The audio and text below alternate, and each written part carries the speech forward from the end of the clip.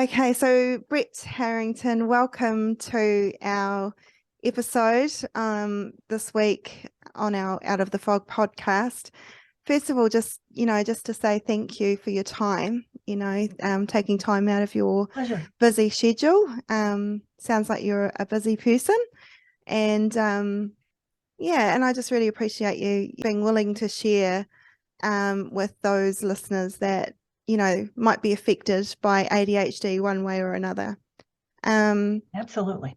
I'm not sure if you got a chance to listen to the previous podcasts where we had, it was actually my ex-husband, Jeremy Patterson, talking about ADHD and having been diagnosed at the age of 43, which meant, it was pretty tough journey for him. And so I'm not sure if you had a chance to listen to that yet or I did. I listened to them both. Yeah. It's really quite poignant. He actually, he was able to explain what that was like for him extremely well. Yeah. What were your sort of thoughts, as you were listening to it? What sort of popped up for you? Well, it's a pretty classic example. Yeah. It's an all too common story. Right. Yeah. And for you, so can you tell us a little bit about your background? So obviously you've got a sort of a professional background, but also a lived experience background. Did you just want to tell our listeners a little bit more about that? Sure. So I was diagnosed for the first time. Been diagnosed 3 times. But the first time I was in my late 30s. Okay. And first I had to explain to the psychiatrist what ADHD is because she didn't know. She'd never heard of it.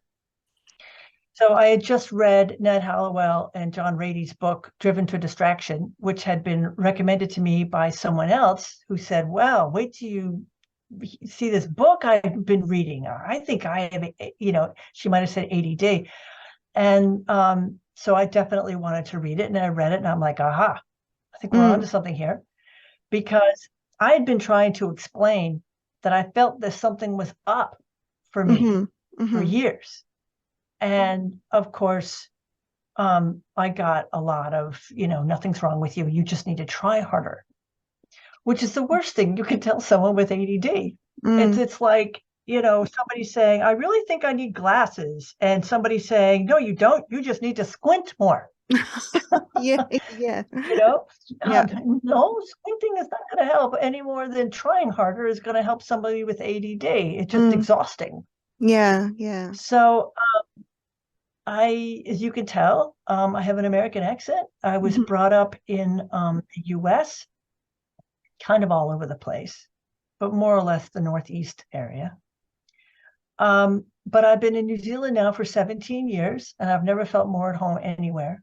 Jeremy sort of focused a lot about his experience around how diagnosis helped him and how prescription medication helped him. So sort of I feel like we've kind of, and he also talked about supplements, and he'll come back and talk more about natural supplements that help. I was really curious to find out from you the other side of, other ways or other approaches that could be helpful for people who have ADHD, children or adults. The thing about medication is that I think it's incredibly valuable, but it's different for different people. And what probably the most amazing thing that medication can do is, even if you trial it for a short time, I mean, a month. Yeah. Okay. Yeah. It gives us an experience, an actual lived experience functioning differently in the world. Yeah. It's like, I'll go back to my eyeglasses analogy. If you've never seen the house across the street and you're nearsighted and someone says, here, wear these glasses, you're like, oh, wow, now I know what the house across the street looks like. Okay. You may have to give them their glasses back, but now you know what the house across the street looks like. Okay. Yeah. So trialing medication, even if you decide not to stick with it, Yeah. can be incredibly useful. But I think we're finding finally the establishment, the medical establishment is finding is that medication all by itself doesn't always get you there. Right. Okay. Of course, the people for whom it does, that's all they need. Just take their medication and they're fine. Obviously, they don't call me. So I don't know about them. The people who call me are the ones that maybe tried medication and they didn't really like it, or they've tried it, or they are taking meds, but it doesn't quite, okay? Because as the expression goes, pills don't teach skills. Yeah. And ADHD at its core is a problem, or sort of a breakdown with the part of our brain that does what's called executive function. So the executive function is the most sophisticated workings of our brain. Okay, it allows us to do this incredibly complex planning, organizing, and a whole raft of things. But it uses the whole brain. It involves emotions. It involves all different types of activities of the brain. It's this executive function that's supposed to be coordinating all that, right? So that the individual can make their intentions their outcomes. And the executive function isn't doing it. It's not doing it reliably. It can function pretty well when we're super interested, or it's there's an urgency or an emergency. Yeah. Okay. Then it can actually kick right in. But if that level of stimulation isn't there, then the executive function just kind of gives up. Yeah. Okay. And that now we cannot, my brain does not support our intentions becoming outcomes. And the problem is that if we're ADD, until we understand that, we don't know why we're not getting those outcomes, and we don't know what to do differently. So my heart really went out to Jeremy when I was listening him talk about what it was like to be a kid. Yeah. His intentions are becoming outcomes. No one's can explain to him why that's not happening. And, you can imagine how frustrating and anxiety provoking that is, and what it does to an individual's sense of self. Yeah. Teachers are taught that they need to deliver the learning to the children, and there's a certain scope and sequence. Again, I don't know what the terms are in New Zealand. So that indicates the expectation that the teacher is going to teach the students a certain material at a certain time. So, as I said earlier, ADHD can be a disability when it comes to doing certain things a certain way. And yeah, absolutely. You run into school because you're absolutely expected to do certain things a certain way at a certain time. And kids with ADD may be immensely capable. And they're going to learn to read, and they're going to learn to write, and they're going to learn, a lot of things, but they might not do it the way it's being asked and when. Yes. And that's when kids often will get the sense that I can't succeed at this. And which is incredibly sad, because what's the what's the extenuation of that? I'm dumb. Okay, which probably is not at all true. I can't. Yeah. Okay. And for a lot of these kids, this experience is so painful that that they have to kind of separate themselves from it, and they develop an I don't care attitude. Yeah. And deep in their heart, they do care. Yeah. A lot of the stress we have as parents has to do with our expectations of how effective we're going to be at keeping our kids in line and behaving. Okay, because if we're getting calls from the school or the teacher, your child is misbehaving or disruptive, or we're looking at how they behave with our friends and our friends' kids, or with other kids, we can get quite self-conscious. I know I did. It's like our children are a reflection of us.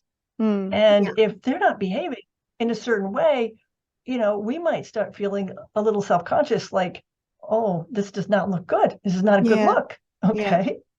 Yeah. So one of the first things we do is ask parents to really, really pause here and have some compassion for yourself. All right. And as we often hear when it comes to children with ADD, your child's not giving you a hard time, your child's having a hard time. Yeah. That's even a if they really don't good way like of they're having a hard time. Yeah, it's a really good way of Okay. reframing it. This brain is not being regulated properly. It does not support regulated behavior. So if we demand regulated behavior of a child whose brain simply isn't doing it, everyone's going to get hurt and frustrated. Yeah, I mean, I think So as a parent myself and I have very strict orders from my son about that I'm not allowed to talk about his experience, but I can talk about good. Yeah, he's 13, so he has that Good. right to tell me. Good boundaries. Yay. Exactly. We approve. Yeah. So I won't reflect on his experience and or speak for him, but my experience as a parent, one of the things that I had, and it was actually advice from a friend who has also got a child who's neurodiverse, or a couple of children actually, and it was helpful to talk to her and actually get perspective and realize that I needed to, and it wasn't going to happen overnight, but I needed to start to learn how to make peace with other people judging and not caring, and focusing my care on what my child needs. So rather than caring, because that's often as a parent what you can do is you sort of focus on what other people are thinking of, your own needs, your own kind of, what are they thinking of me as a parent, because our identity as a parent is so we get very self-conscious, strong, and if we're being judged, we kind of, it's a really hard thing to sit with. So I had to make peace we feel judged. Yeah. And I think, I had to I had to start committing to the process of making peace with, what does my child need in this moment versus what do other people think about me? And that sort of shifted, and just kind of realizing, actually, I'm going to get judged. I am actually going to be judged, and I just have to be okay with that. And that's okay. And so that was one of the things I learned. The other thing I learned was I was that parent. I made peace with being that parent in school that was always in my son's corner. So as best I could be, that he could count on me to have his back. And if that meant that I lost, that I wasn't in good favor with, with my child's teachers or principal or whatever, I had to make peace with that. Yeah. Like I said, I did listen to your earlier podcast, and I thought it was quite astute and brave of you to be able to admit that in the beginning you were in a little denial. Yeah. So that denial is very much part of what we call the ADHD grief cycle. Yeah. Right? Where we bargain and then we grieve and then we make more bargains and we go back to grieving, and denial and all those things. Yeah. It can take a while to truly get to acceptance. And acceptance is also something that continues to develop over time. Yeah. I can remember having finished my ADHD coaching program, and I was running around trying to create this little business of mine. And I don't remember what brought it about, but it suddenly dawned on me, penny dropped. I was still trying not to be ADD. And thankfully I figured that out, and I started the process of unpacking that. Okay. So we as parents are on this ADHD grief cycle as well. Yeah. And how we behave towards our kids will tell them almost everything they need to know about themselves, which is why it's so important that we as parents have it sorted out.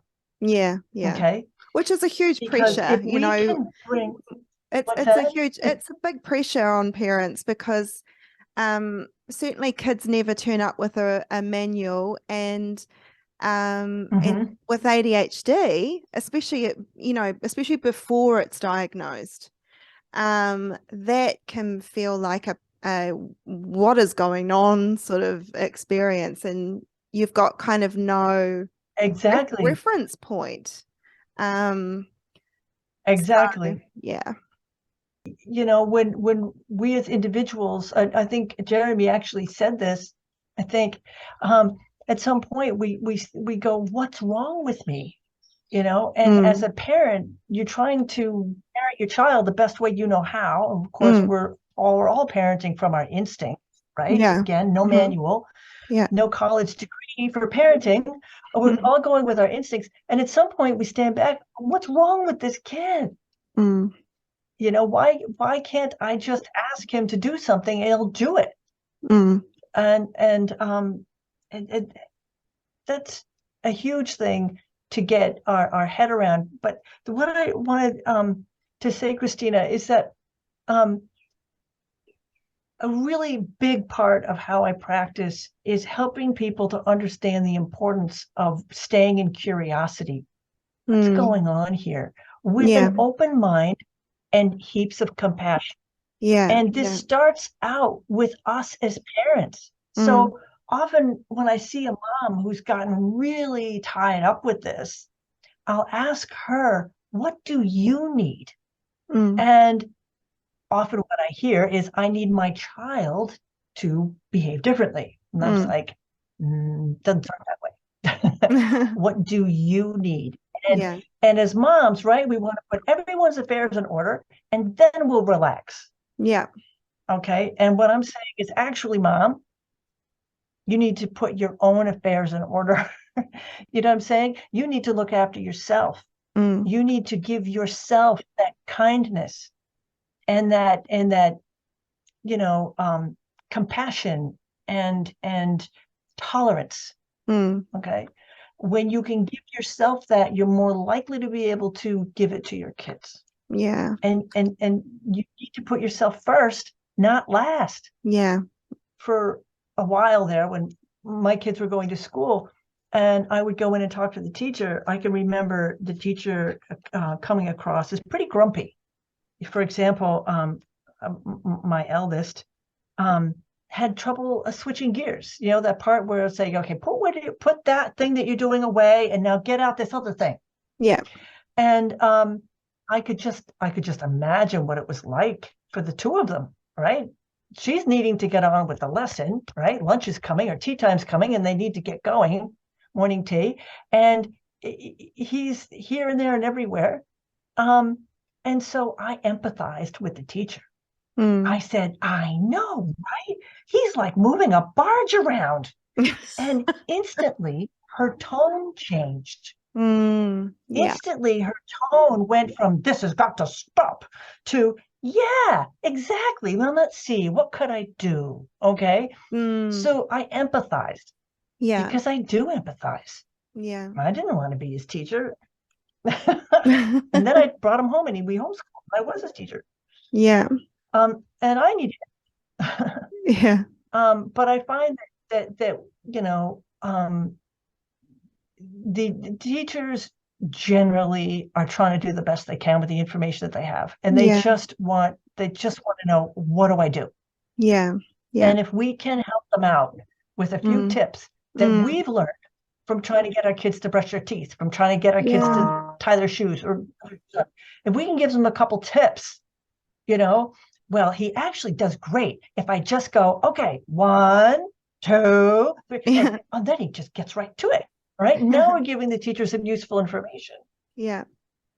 You know, if schools can find a way to reward a child, it's almost like this is kind of a parenting program, incredible years kind of tool is catching a child doing something well, and whatever that is, whatever Sure. that looks like, whether that's being kind to Sure. another child, or Yeah. whatever that is. And it's I think, without looking for a way or a reason to reward that child and to appreciate that child, often they don't get that reward. They never hear that well done, because the system itself is kind of setting them up to fail, which is really sad. Absolutely. And I talk a lot about to parents and also adults about this idea that ADHD, we're not getting enough dopamine. Okay. We're not getting that reward chemical dopamine. And then that reward chemical dopamine is what allows us to regulate a lot of the things we need to do. Like, for instance, start a task and then finish it and then move on to another task. And we're not getting it. But if for example, if you or your child does, let's say, 100 things a day, make sure that there's credit given for every little thing that did go according to plan, or that did support the intention. And I want to be really careful, because you don't want to be too effusive, okay? Because then you lose credibility. Yeah. Sometimes in the praise, sometimes the most powerful praise can be a look and a nod, or Yeah. or a thumbs Yeah. up. Okay. If you really make sure, you don't want to be having a ticker tape parade every day, because then it's like, oh, you're just saying that because you're my mom. Yeah. Okay.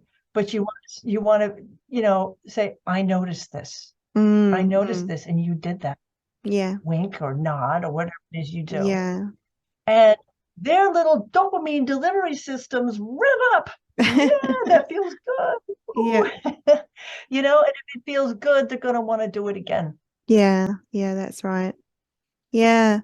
Some amazing tips there for parents and for kids. Just with parents and their empathy for teachers, and how that can pave the way towards some solutions. And the community that I belong to sort of put out the question of, would you like to ask Brett anything, and one of the parents in that community said she'd really love to know how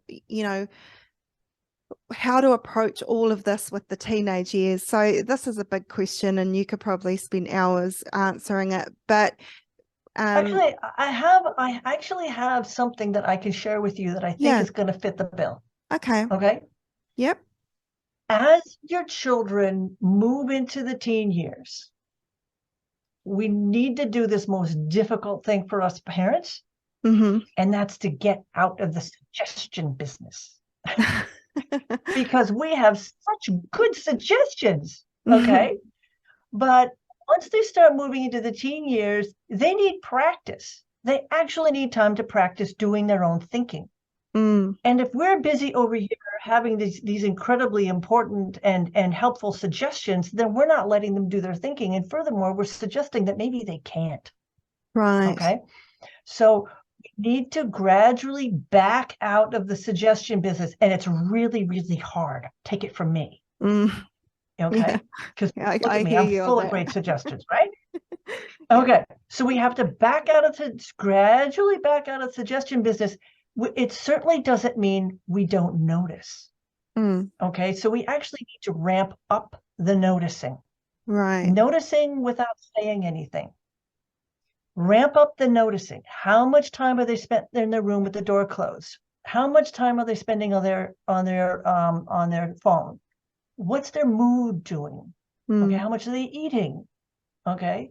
Are we masking something? Because girls tend to go inward with things. Not always, but they tend to go inward where things disappear and you can't see them. Yeah. So what we do, instead of making suggestions, is we tell them what we notice. So, okay, I noticed you've been in your room now for 6 hours straight. What I used to say was, do I need to be worried? Yeah. And that at least got a chuckle. Okay. Yeah. But it said, I'm noticing everything you're doing. Yeah. And bringing it to your attention. Do I need to be worried? Now, this is not, I'm worried about you. It's, do I need to be worried? Okay. So you're opening an opportunity for them to come to you because they really don't want all that autonomy. Yeah. Okay. They do, but they don't. Yes. So this is a nice way to sort of ride that line between giving them their autonomy and not letting them out of your sight. Yeah. Okay. So they know that they know that you're there. They know that you're aware of them. They know. Yeah. And even if they don't notice that you're noticing, you notice when it's like, okay, I'm noticing you've been on your phone now for a really, really long time, or whatever you notice. Okay. Yeah. Is this something we need to be concerned about? Yeah. Okay. Yeah. So basically what we're saying is, we have faith in you that you can do your own thinking. Okay. But we are here for you. And so the final part of that message is, let me know if there's anything I can do to help. Yeah.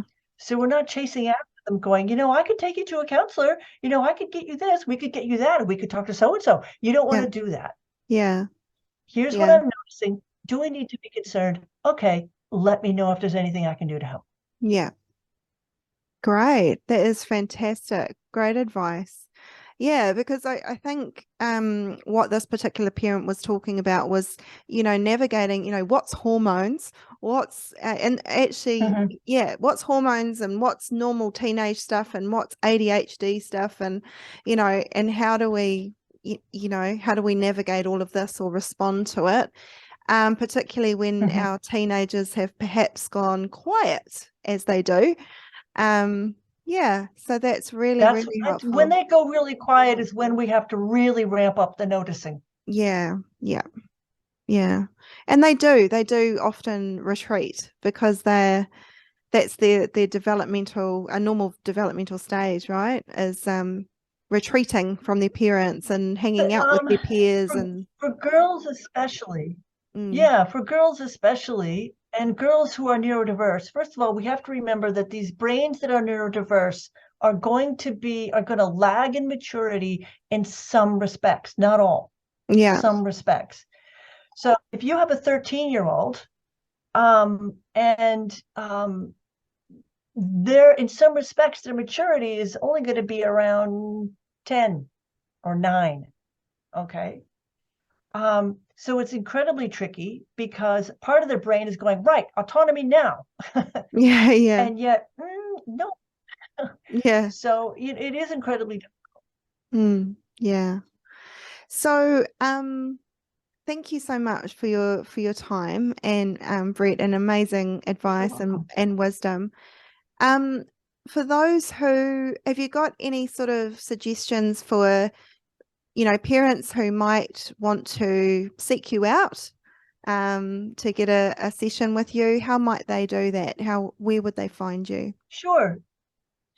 You can go to my website, which is ADHD Sorted, and my contact details are there, and you can reach out. Cool. So it's ADHD. I just want to say, I know.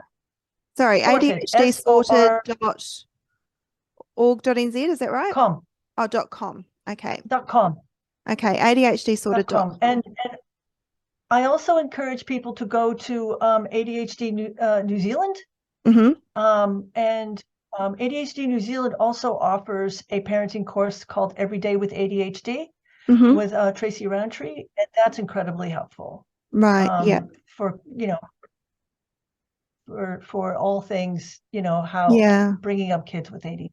Great. Yeah, I was going to ask you, is there, because not all parents can afford therapy for their children for whatever reason, so that parenting course is affordable or within reach for most I families? would say it's certainly within reach. Yeah, I'd okay. certainly say it was within reach. I think I feel like I have come across either a magazine or a newsletter or something. Do you put something like that out? No, I can't say that I do. Okay, I feel like I'd seen something called ADHD Sorted, so I don't know. ADHD New Zealand used to. Oh, They used used to. to, but they now have pretty much gone to a Facebook format. Okay. But they used to, and you could certainly contact them for information. Yeah, sure. All right. Well, thank you so much for your time, Brett. I really, really appreciate You're it. so Thank welcome. you. My pleasure. Take care.